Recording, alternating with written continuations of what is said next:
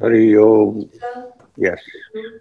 It is indeed a great blessing, privilege, and honor to be in your presence today. Thank you so much for taking out time for us. May I now request you to please start this satsang, this samvad, and guide us.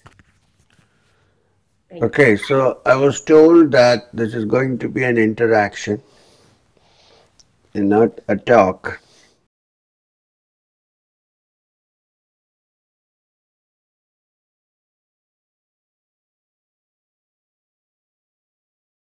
You said understanding the truth in scriptures and experiencing what is understood through sadhana are linked. Could you please give us a little bit more detail on that? Okay. Um, yeah. Understanding what's written in the scriptures means to get a blueprint of what we are seeking.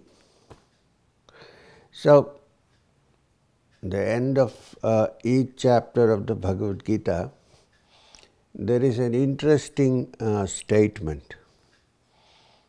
It says, Iti Srimad Bhagavad Gita, which means this is the Bhagavad Gita. And what is Bhagavad Gita? Upanishatsu. It is the teaching of the Upanishads. Brahma Vidyayam. What does the Upanishad teach? The knowledge of the Supreme Being. Brahma Vidyayam. And then occurs the word Yoga Shastre.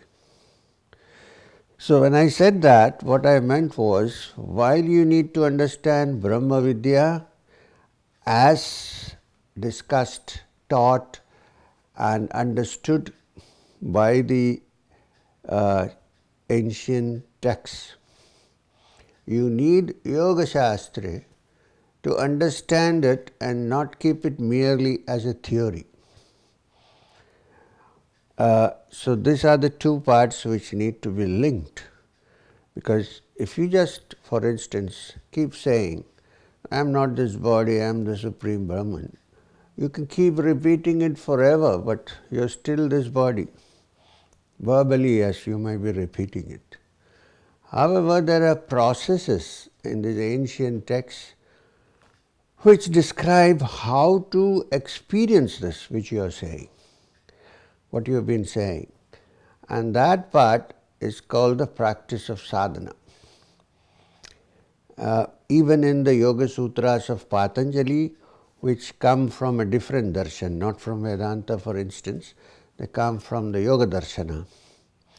If you read the Yoga Sutras of Patanjali, the first chapter is not on practice. It's called Samadhipada, which means the blueprint of where you're trying to reach, what you're trying to find. A hypothesis based on past discoveries of great sages. And then comes the sadhana pada, which means the practice by which you can touch that. This is why I must have said that there are two parts and they need to be linked together. I hope I'm clear.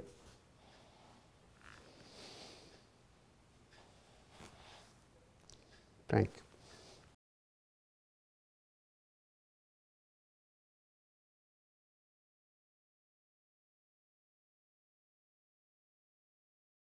Pranam, Shriyam, thank you for your time.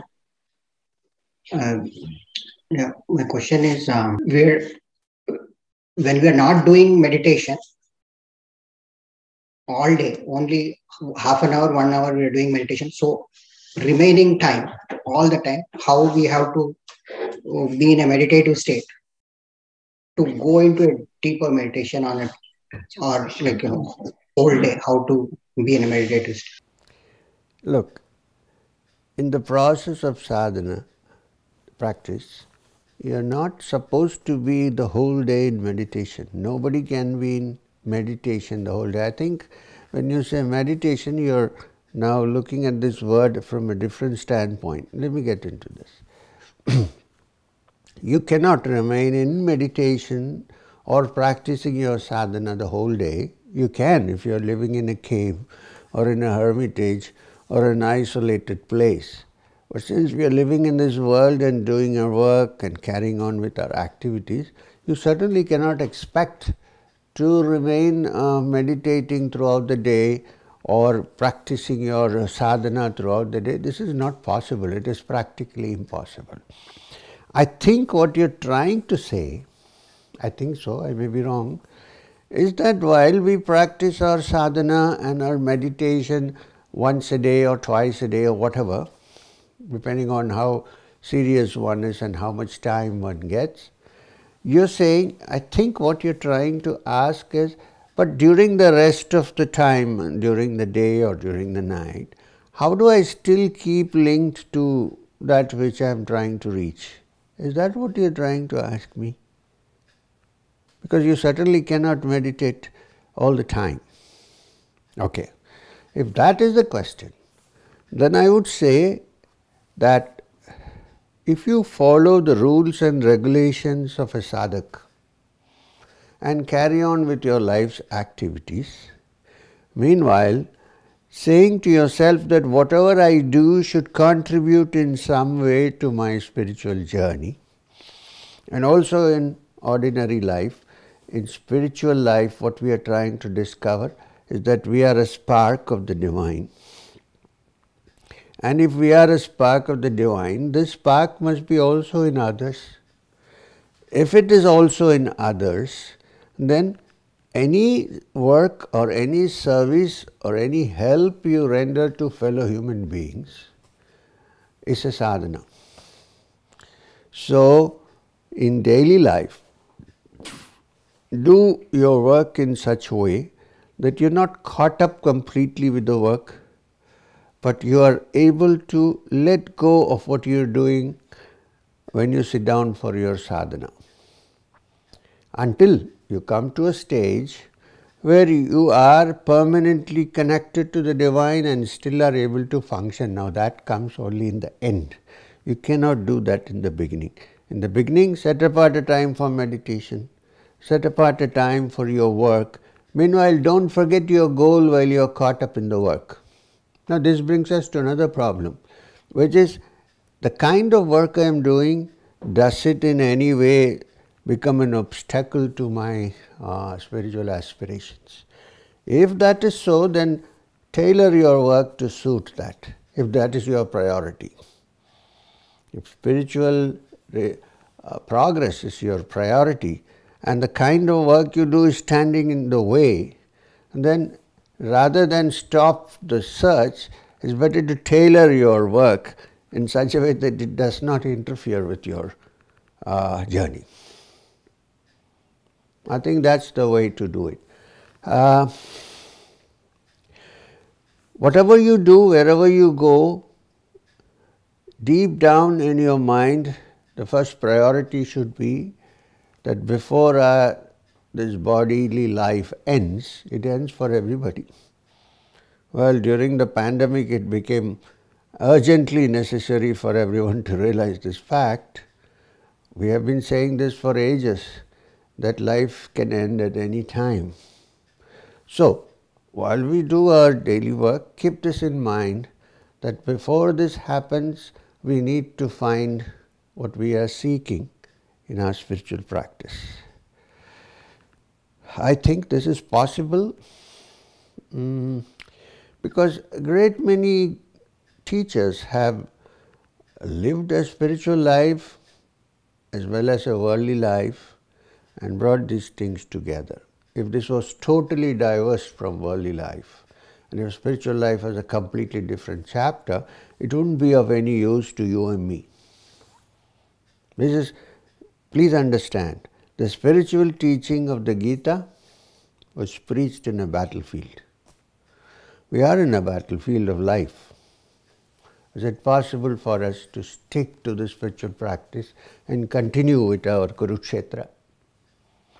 If you can't, then we are thinking of the spiritual approach, which is quite different, which very few people can practice. Go off, retire, go into the forest and practice. But this doesn't work. Especially in contemporary times, this is not possible. And one of my jobs given to me by my blessed master, which I have reluctantly shouldered, is to tell people, well, you can live in this world and still seek your spiritual goal. The most important thing is to keep your priorities in order. Say that I don't get totally caught up in the work. Meanwhile, while I work in such a way that I contribute also to the welfare of others. Sarva bhuta hite rata, welfare of all living beings. Krishna's words in the Gita. And also try to keep my mind sarvatra samabuddhaya, tranquil at all times while I work. If we do this, then even while working, we are some kind of doing a sadhana. Don't miss the goal. Keep that in mind. If you say, is this possible? Yes, it's possible. Several people have been doing it. There's no reason why you can't do it.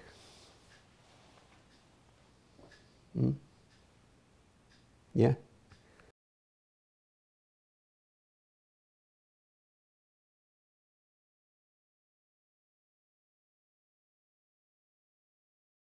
I wanted to ask you in one of your YouTube videos, I watch your videos every day, and in one of them, you had told them that before they start the Kriya, they must do Akanda mandala in all the four directions for protection and for other things. So, would you be able to elaborate a little bit on the protection part of it? I did not mention that in a context where they think they are always being attacked by somebody or anything. It's not that. And it's not only Akanda mandala karam, any mantra that invokes the Guru. Akanda mandala karam is not chanted for protection, it's chanted for offering your salutations to the Guru, to the teacher. The fact, of course, is understood that if there is a teacher's connection with you, then you are automatically protected. Yes, that's what it means. Now, protected from what? Protected basically from the distractions that take your mind away from your meditation. And it's also a protection against obsessive thoughts which keep coming all the time. Okay? And third, it's also a call to be by your side while you do your sadhana, to guide you, to take you forward. So when I say four directions, it simply means that you, in fact, there is a saying, whichever way you turn, there I am. So even if you look in one direction and chant the Guru Mantra, it's more than enough. What I meant was, any direction is all right. It's not as if the Supreme Being or the Guru is only in one, has to be convinced that he is everywhere anyway. So you need to address only in one direction. And then you chant the mantra, Akanda mandala karam or Shri Gurubhyo Namaha, which is also sufficient. If you don't want to go the whole mantra of Akanda mandala karam, you can also chant Om Shri Gurubhyo Namaha and begin your meditation. No harm. Thing is, you should develop this understanding that once you have surrendered to the Supreme Being, not me, the Supreme Teacher, there is nothing to protect because you are in the hands of the Supreme Teacher. You don't have to. So that's what it is. Well, if you want to look in all four directions and chant Akanda Mandala Karam, you are welcome. There's no harm in that. But I'm saying even if you face in one direction and chant regularly, it's more than enough. All I want to say is not just for protection, it's for also leading one in the proper direction. Thank you, sir.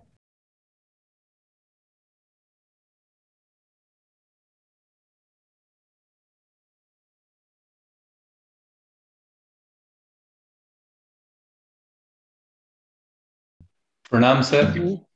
Yes. My question, sir, is even after knowing through books and listening to lectures from realized masters that what should be the goal and aim in life of a person, still we, even though we start working on it, we get distracted from that. Which is that force which is responsible for that? Is there force which is trying to distract us although we are trying to move in the right direction? And how to overcome it? Is there any practical technique, if you can suggest, sir, so as to have perseverance to the goal or aim in life, what we learn from the lectures or spiritual text? May I say something? It all depends on your priorities. It doesn't depend too much on the mantras, it depends on your priorities. Suppose you want to make money, would you be worried that you would be distracted from it? Or would you go whole hog and try to make money? I want to build a big bank balance, I want to build a big business. Am I worried about distractions? No. Why? Because that's my priority. I would say that if spiritual development is your priority, no distraction is going to take away anything from you. Not a question of chanting something. Of course, there are mantras, but the main thing is the priority, and also not. In fact, I find that people who read so much from so many sources usually end up the most confused. So be simple about this. Take a text like the Bhagavad Gita, something, follow one text, go into it and see what is essential. Keep your priorities clear that this is my most important thing, because I can do anything, but if I don't reach there, then I need to come back again into this earth and work again from square one. So therefore, fix your priorities. There are no magic formulas to keep yourself undistracted. When you are seriously interested in something, there are no distractions. You're one-pointedly there. I hope I'm clear on this. Because, suppose I tell you, okay, you chant. After some time you do this, and then again there's another distraction coming. Why? Because our priorities have to be worked out absolutely clearly. Saying that this is the most important thing in my life. If that is so, I bet there cannot be a distraction coming in the way.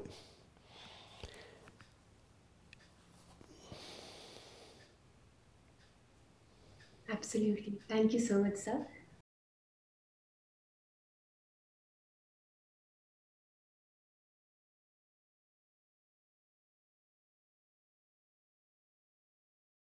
Pranam, sir. I'm asking this question on behalf of my father.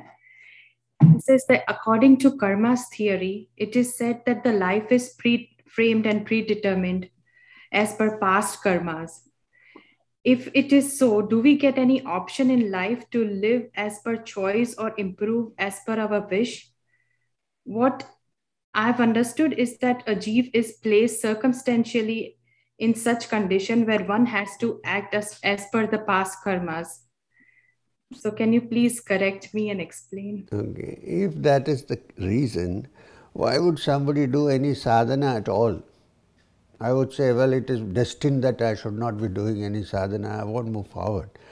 Somewhere along the line, this theory of karma has been misunderstood. Now, the theory of karma is like this. The crux of the theory of karma is that you enjoy or suffer the benefits or effects of your past actions. Right, understood. However, when a jiva comes into a new body, it is also given a new set of blueprints to work on. Now, what has happened in the past, the actions of the past, whose effects are being seen today, You can't go back and tinker there, right? Can you? You cannot. So what is it that you have with us, that we have with us now? This is the crux of the karmic theory. See, what you do, you reap. What you sow, you reap. So now, look at what we have now, and under the circumstances, how we can progress. You cannot go back and tinker with what has happened. Not possible. But given this new set of circumstances, look, if everything is destined, then this jiva would not have been brought out here to work towards salvation. The whole theory of moksha falls flat. What is moksha? Somebody is striving. What is the meaning of sadhana? Somebody is striving hard to achieve moksha. Right? Now, if that is also predestined, what is the use of sadhana also? There is no use, I can say. So therefore, this hanging on to this theory that everything is destined, I am not using such strong words, but Yoga Vasishta, the great Rishi Vasishta says, those who keep saying destiny, I can't do anything, are equal to donkeys. I am not saying Yoga Vasishta. So, since we can't go back and tinker with the past, let's see what we have in the present. Of course, there are certain factors which are governed by the past. I agree with that. However, there are fresh opportunities given to us to progress. Otherwise, birth after birth would have been useless. One birth is enough. It's all done and finished. No. So therefore, this opportunity that we have, we should utilize it to the best of our capacity. Now, it's not as if only negative things come to you from the past. There are also positive aspects in your life which are seeds from the past. Probably it's one of those seeds that has made you look for spiritual welfare. It's one of those seeds which has made you seek help to move forward, and which is why you are sitting here and talking to me, right? This is also part of your karma. The seeds have been planted. So what I'm trying to say that all these aspirations are in seed form. To say that we would leave it there and not look into it is a fatalistic way of life. Now those seeds, it's our duty now, having understood this, is to provide proper water and proper fertilizer and proper digging up the earth and so on, till the seed sprouts. The seeds might have been planted there, but then if they are not looked after and allowed to sprout, they will remain seeds and not become what we want, the plant. So karmic theory is not a theory of destiny. Karmic theory is a theory of cause and effect. That is the crux of the karmic theory. So therefore, we should shed all that thing about, well, it's destined, so we are, and move forward, try to move forward. If the entire world says, this is my destiny to be poor and suffer, then everything will be suffering all the time. We have also been given an intelligent mind and a brain to decide if we are in a particular situation, how do we move forward. This is how the entire evolution has taken place. This is how the entire movement of civilization has taken place. This is how the whole movement of the earth has taken place. So, there is hope. That's what I'm trying to say. Especially if you have the blessings of a spiritual lineage or a spiritual teacher, there is great hope. Don't give up that hope. We all live by hope, right? Thank you so much. Thank you. Most welcome.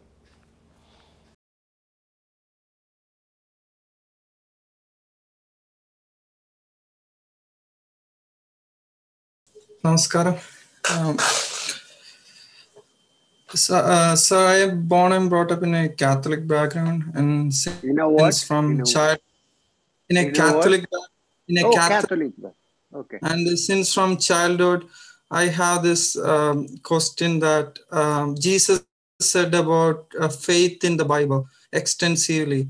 Almost all the time he say about faith, and even if you have a faith about the size of a small mustard seed, you tell the mountain to move from here, it will move. And you can always see about that. He says about the faith and what he really meant by that faith. Just to merely have belief in ourselves, or is that he meant something else? It's like this. Jesus said many things. One of them, of course, was faith. And of course, he did say that if you have a faith of a mustard seed, that much, you can move the mountains. So, what is a great being like Jesus, who I consider to be a great yogi who walked the streets of Jerusalem at one time?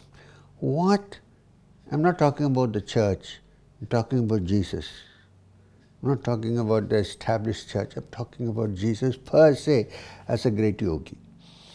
According to the ancient Indian system of thought, he would have been called a perfect parivrajaka, one who keeps walking all the time, who has no home of his own, aniketa.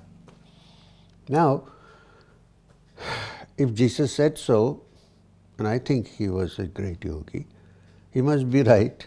And what he probably meant was, you see, everything that we know of in this world and beyond, we have some theories about the world beyond, we don't know, cannot be based only on our ordinary logic. When I have belief in something very strongly, then it goes beyond our ordinary little logic. Mind power is very, very potent. And therefore, if I decide that I have to keep my mind pointed in one way and not allow it to be distracted by this or that, then this is called faith. Well, there is a word in Sanskrit called shraddha. Shraddha is the equivalent of the word faith that you say in English. Now, shraddha doesn't mean just to have faith, it means to say that I am a limited human being as I am now, and therefore my brain and my thought process work only up to a certain point, and perhaps there may be something beyond. Perhaps. Now, even that perhaps there may be something beyond is faith, because you don't know really. You need to accept it only on faith. When you find out, that's a different story altogether. So, I think what Jesus meant by this word was one-pointed attention and total dedication to what you were doing. I would call that shraddha, faith. That is very important, because otherwise conflicting thoughts, different thought processes, disturbances from the outside world, all this can affect you and take you off from the path towards the inner. And if you ask me, did Jesus also speak about the inner? I would say that the statement in the Bible where Jesus says in the Gospel, lay treasures in your heart where thieves do not break in and steal. You have a Catholic background, you must have read the Gospels. Have you or have you not? Yes, you have. Lay treasures in your heart where thieves do not break in and steal is a great statement which says inside your heart is all the treasure that you seek. And therefore, have faith that one day you will open this treasure and see the beautiful things that are hidden inside. One. Second thing is, there is one cryptic statement of Jesus in the Gospel which I have discussed with many people who in the Christian fold who have not been able to give me a satisfactory solution. Jesus also said, therefore if thine eye be single, thy whole body shall be full of light. Is it that you go blind in one eye and have only one eye, and then your whole body shall be full of light? Or did he mean somewhere that there is a single eye in us which needs to be open, not a physical eye, please, and then your whole body shall be full of light. I think it is the second part, what I said just now that he meant by. So, when you read the Bible, there are many facts that you need to look into. Jesus also talked about the 7 candles and the 7 worlds and the lights and so on. But some people tend to discard many things and take up only some things and then try to work on that. Not possible. When a teacher says something, you have to accept it fully on faith, because we don't know. We need to work towards it. But I think it's one of the most beautiful teachings which has come down to us in whatever form we have got it. Maybe there have been some changes, we don't know. But whatever it is, the essence of it that has come down to us makes me think that he was a great yogi. Before we conclude, I need to say this. You have heard of Swami Vivekananda, right? So a Christian missionary, yes. So a Christian missionary once went to see him in Belur Math, in the headquarters of the Ramakrishna Mission, and said, oh, you have also a picture of Jesus in your shrine. He said, yes. So do you accept him as the Son of God? And Swami Vivekananda said, look, if he was born in India, suppose he had been born in India, we would have put him on the same pedestal as an avatar, because I feel, he said, I think that he was a realized being. And in India, a realized being automatically becomes a manifestation of God. So why step him one step down and say Son of God? I would say God. See that? So I personally look at Jesus as an individual and not an extension of the established church. Because when you establish something and when there is an organization, there are certain parameters to be followed. The danger is, eventually the parameters become more important than the essence. So I would look at it that way. Yes, we need to have faith. When you say faith here, it's Shraddha, one-pointed attention, and it also brings a humility to us that we don't know everything. Till we know it, we need to accept things as they are. I hope I said enough. Thank you so much. Welcome.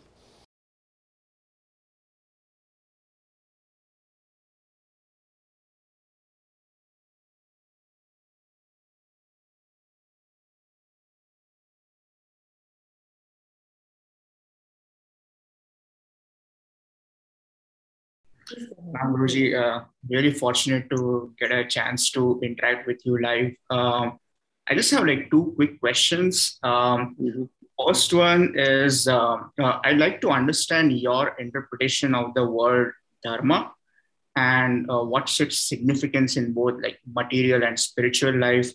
It's something I try to kind of like understand through different like texts, but as you pointed out earlier, like, the more I read, the more I got confused. I didn't mean that way. Yeah, okay. Yeah. And then the second thing I would like to ask is, in one of your earlier videos, you spoke about the need for kind of a revival of, the ancient Indian or Hindu, like, knowledge systems, traditions, so on and so forth. So what would be like your recommendation to someone like me who is like far away from India as to how like we can contribute towards that revival, so to say? Yeah. Anyway. Right. So the first question about Dharma. Very often Dharma is translated as religion. Oh, this person belongs to this Dharma, that person belongs to. Dharma actually means quality of a person's mind or life. This is your Dharma. When I say Kshatriya Dharma, it means that I am of the nature of protecting what is right. When I say Brahmana Dharma, it means my mindset is that which dwells into the inner realities of the relationship between the spirit and matter, and so on. So, these Dharma is a word that reflects your qualities rather than what religion you belong to or which is your religious orientation. This is a misunderstood interpretation actually. So, when the Gita in the first shloka begins with Dharma kshetre kurukshetre, you know the first sentence in the Gita, the poor blind king cannot see. The patriarch of the family is sitting in one place and there is Sanjay, his assistant, his personal secretary sitting next to him, and he is asking him, what's happening there in the battlefield, can you tell me? And Sanjay seems to be looking at some internet or whatever it is in front of him, I don't know, because he is far away from the battlefield, and he describes. But the question is asked in such a way, Dharma kshetre kurukshetre samveda yutsava mamagam pandavascheva kim kurvate Sanjaya. So this is what he is asking. What are they doing, O Sanjaya, in that Dharma kshetra called Kurukshetra? So why is the battlefield of Kurukshetra called Dharma kshetra? Because it is a fight for righteousness. It is a fight for the survival of the right, those who are on the right side, and it is a battle for the defeat of that which is unrighteous. It's not just personalities. Now that is Dharma. Dharma therefore is the attribute or a quality of a human being, whether his nature is good, or is he moving towards the righteousness, or is he not moving towards righteousness. This is Dharma. In that context, you can look at it reflected everywhere. The great Bharata was called Dharma Raja because he followed all the rules of Dharma, which means righteousness.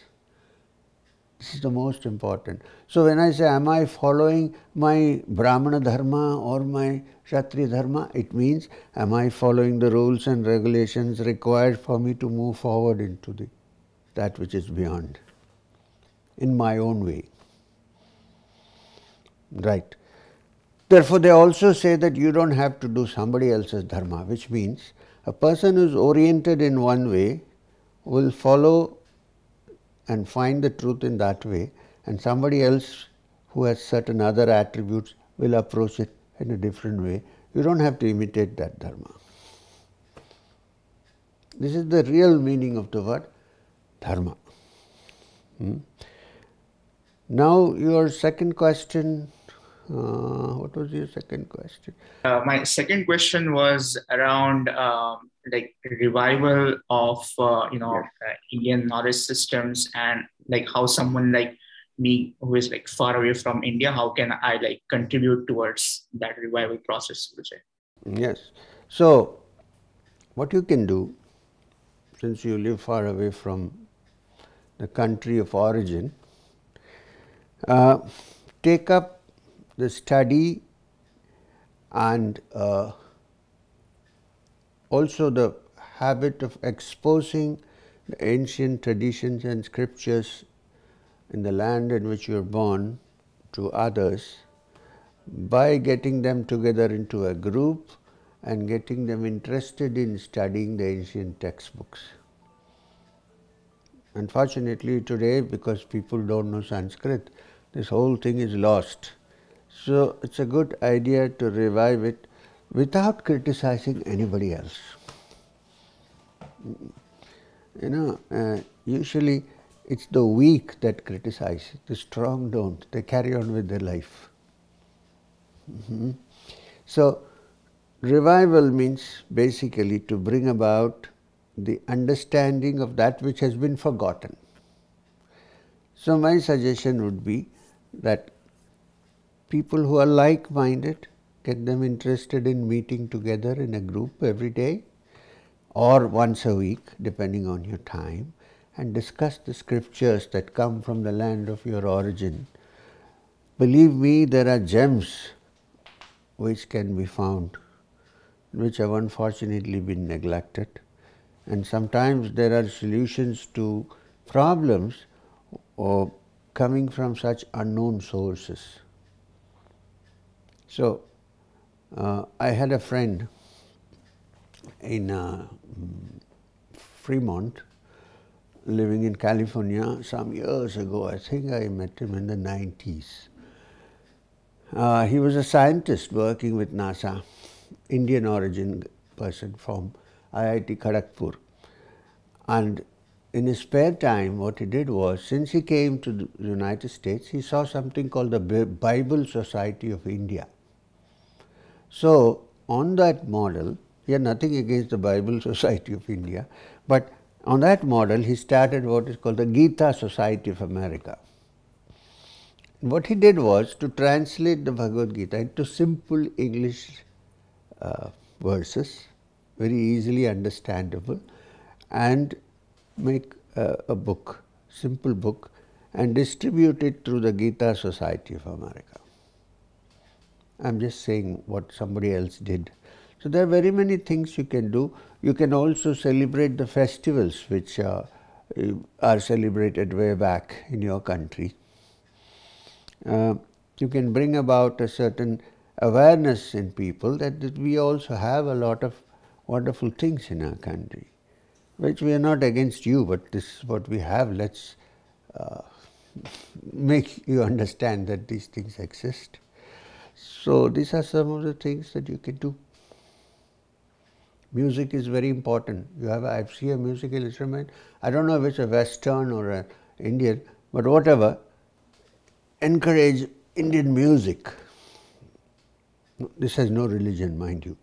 Encourage Indian music, Indian dance forms. Encourage dialogues where possible. And if it's a dialogue, it has to be a discussion, not an argument. Right?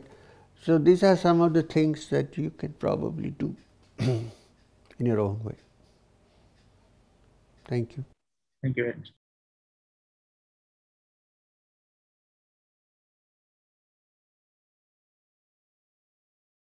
Hari Om. Thank you for the opportunity of being with you for a little while.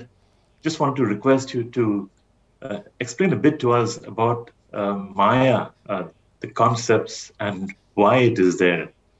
If you could please explain. Well, why it is there, I can't tell you. It would be like explaining why is there gravity. I mean, I don't know. Gravity is there. It's a fact. We need to accept it.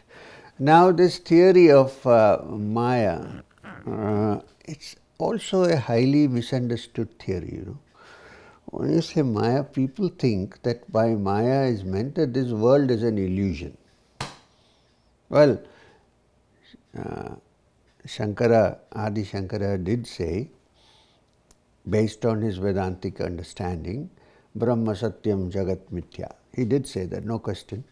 However, when you say Mithya, or when you say, it doesn't mean Mithya cannot be directly translated as illusion. It means something which is there today and not there tomorrow. It means impermanent. So, while it's true that there is something in our experience and also according to the scriptures, Vedanta for instance, that there is a reality which is there forever and which is pure consciousness, all pervading and the absolute truth. Everything else that we see, we can see only because of this consciousness in us. We can't see otherwise. The mind cannot think without one little bit of inspiration from this consciousness. The mind cannot even think. So, but the mind is not that. The mind owes its power of thinking to it, but the mind is not that. It is beyond ordinary thought. So, if you suppose, let's postulate that there is such a reality. Compared to that, everything else is impermanent because it's here today and gone tomorrow. So when you understand this, this is called the theory of Maya, that this illusion built by the mind based on the data given to us by our indriyas, the five senses, may not be the absolute truth. See, it's very interesting. Actually, we don't know the world. We know the world only through the image built by my brain based on the inputs that come from my five senses, which are my instruments of perception. I really don't know how a thing is. I only know what the data processed and the data offered by my five senses, which are my instruments of perception, when they have been processed by the brain, or you want to call it mind, whatever, and then given a blueprint, I say this is the reality, this is this, this. But actually we don't know how something exists. I'll give you a simple example. I see a certain shape to everything that is before me, because my eyes, my instruments of perception, one of the instruments of chakshu, my eyes have been built in a certain way from birth. All human beings have similar eyes. We have a convex lens here of a particular power, and therefore I see the world's shape, I'm only talking about the form right now, in a particular way. What if we had different instruments of perception? The common housefly has compound eyes. How does it see us? Maybe seeing us in a different way than we see each other. So, which is correct? The housefly's idea about us or our idea about ourselves? Which is correct? Both are correct, but both are wrong. Because in the absolute sense, neither the housefly nor I know actually what it is. Now the Vedantins said, if that is the case, shall we say that all forms and appearances based on our sensory perception are not real? Because it can differ. However, the thing has to exist, it exists. And that pure existence is the Brahman. Everything else, the impressions that are created, are illusory. This is the meaning of the word Maya. So, perhaps a real view of what is around us is seen by someone who has understood and felt and experienced the inner consciousness. It will be as pure existence. And that existence Vedanta defines as a conscious being, and also it is blissful by its very nature. So it is this separation between the world that is the objective world that we view and the observer who is pure consciousness. It is this separation which is the illusion. When that separation is removed, there is no illusion. Then the world is real in a different way, not in the way as we project it. Then what happens? Then instead of Brahma Satyam Jagat Mithya, it turns into another Vedantic expression, Sarvam Jatad Brahm. That means everything is Brahman. There is nothing which you can separate from it. I think in the given short time that we have, this is the best that I can do. Thank you so much. I'm trying to put in a nutshell what has been discussed in pages and pages by the great teachers. So I might be falling short of, Really appreciate it. Thank you so much. Thank you.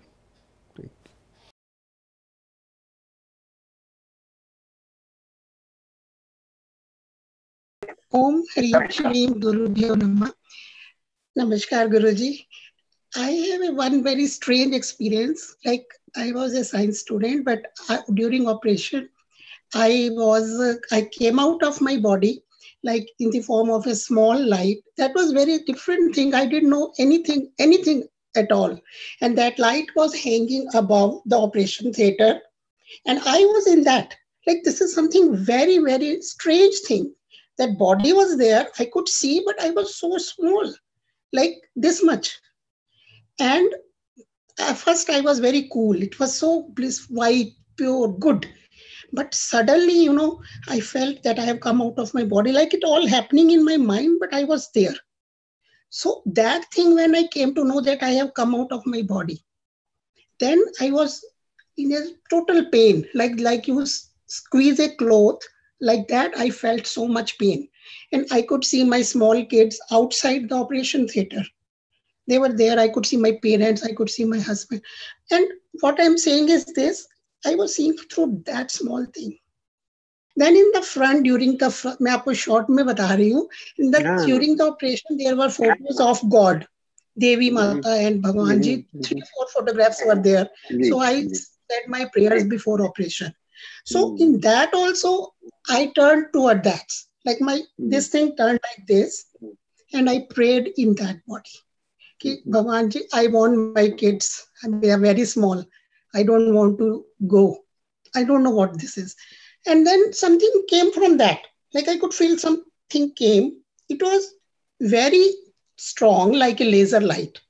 And then that body started moving, that white thing started moving.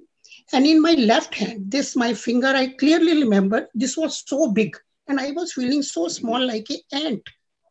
It struck here twice. And it started moving. Like the time, like we said time, it was so slow. And I was in a hurry, like small thing moving through a jungle, big area, like it was like a kilometers, you can say. I was moving kilometers. Then moving kilometers, I was in a hurry, but it was so long. And then I came in the center here. I didn't know nothing about nothing. I just felt like you fell in a deep well. And suddenly it spread like whole thing in my body. And there was pain of operation and everything. So I was very strange. And during that operation, it came to know that the light went off, ventilator went off for 20 minutes. And doctors were very busy. They were saying the body is not working, something like that. But I had this very strange experience of this, what has happened with me. So after that, I was very like, what has happened? What is this? I think I was going mad because I have witnessed something, some strange era I have seen that like, this was something very difficult. Then I studied Gita. Then here they said something in, I was a science student, but I read Sanskrit, Angusht Mathur, English. I'm glad you did. Dehi. I came to know this is something Dehi, the Atma which can live, which can feel, nothing can destroy this. So I think I felt that small thing, maybe I don't know what it is. I'm in search of this and I really want guidance, real guidance. See, what is this and what should I do after this? And why this all happened to me? Now, may I ask you something? Now that you have had such an experience, right, do you still think that you are only the body? Maybe you are not. No. No, I'm not body. This is something inside. Then I have come to know, study the chakras and all this. Yes. After all this. Yes. So now that you have seen this and experienced it yourself without any preparation whatsoever, there must be something in your past which has brought about this experience to you, and therefore now you should be leading your life with the understanding that I am actually that spark which I saw separate from my body. Well, it happened to you unconsciously, but yogis consciously experience it every day, go and come back into the system. So even though you're not, even though you may not be able to do that every day consciously, keep this in mind that I want this to be repeated now, not on the operation table, but when I'm sitting down to meditate, may I for once have that experience again. Keep that in mind. Yes, I'm longing for that. And keep chanting pranava, Om. Okay? And the next stage is when this happens, suppose it happens to you again, you will also discover that this spark is not different from the entire supreme reality which exists. It's part of that. So you are lucky in the sense that you have had an experience without any preparation. There was another great being who had this experience without preparation, but then after that he could do it every day. He experienced it every day, and that was Ramana Maharshi. So now your intention should be that this becomes voluntary and that you are able to do this every day. Only thing is, if it happens again, don't get scared. What will happen? No. I won't come back. Don't get I've read your books. Yeah, be cool. Right. Be cool about it. Remain with it. And there's nothing. Yes, my blessings are there, my guidance is there. I'm saying that every time you go to sleep or when you sit for meditation, think about that experience and say, I wish I had it now when I'm not in the operation table, when I'm actually sitting here. When this happens, then you will realize that really you are not the body. Already you have a memory of that. It will become a reality. So stay with it. Chant Om regularly. Chant Pranava regularly. Okay? Yeah. Thank you so much. Om Hari Krishna. Thank you, sir. Hari Narayan.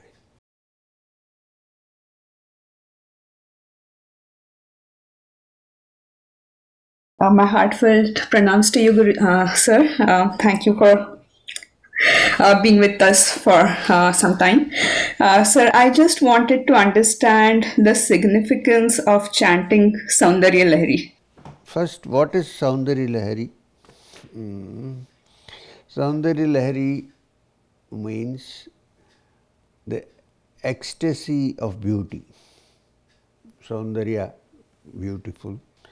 Lahari, ecstasy or intoxication, whatever you want to call it. Now, this particular text was written, most people say, by Adi Shankara. And it's a celebration of the glory of the divine being, the Parashakti, the mother. This is the whole thing, the Soundarya Lahari. So, it talks about the Shakti which is in the whole universe, which pervades the whole universe, which is beautiful, and which is also in us, in the inner being of a human being, and which when aroused and experienced, the human being goes into a very blissful experience. This is the Soundarya Lahari. So, I would say that while chanting, the Soundarya Lahari is good, it's wonderful, it brings about certain changes in your system and takes you towards spiritual growth. Plus, it also probably keeps you happy in worldly ways also, because Soundarya Lahari is a tantric text, which in Tantra one believes that one has to live in this world and also in the spirit, both. So it has. Now, why would it, by chanting it, one has such effects? Because built into the shlokas are many bijaksharas or seed sounds, which when chanted regularly affect your inner world and outer world. And this is the result of chanting the Soundarya Lahari. But a serious sadhak who would like to do the sadhana of finding that energy within us and allowing this energy to move through the Sushumna and reach the Sahasrara, where the Devi embraces Shiva in the Sahasrara in ecstasy, and the human being also who experiences this union is filled with ecstasy. That is the culmination of Soundarya Lahari. Apart from that, the great Shankara set it in such a way that the very chanting, even if you don't know the meaning, has a certain effect on your system. Both the physical, material world as well as your spiritual world. There are many shlokas in the Soundarya Lahari which are meant for certain things and certain purposes. But it's okay if you chant it, the whole Soundarya Lahari every day. It does bring about a goodness in you. It brings about a protection from negative forces. It brings about also ultimately movement towards the spiritual. This is the effect of chanting the Soundarya Lahari. So I have a suggestion that before you start the first shloka of Soundarya Lahari, Shiva Shaktya Yukto Yadi Bhavati Shaktah Prabhavitam, before that chant the Dhyana shloka. There is a small Dhyana shloka out there. Check for it. I will, definitely. Yes. Thank you. Thank you, sir. Thank you very much. Okay, thank you very much.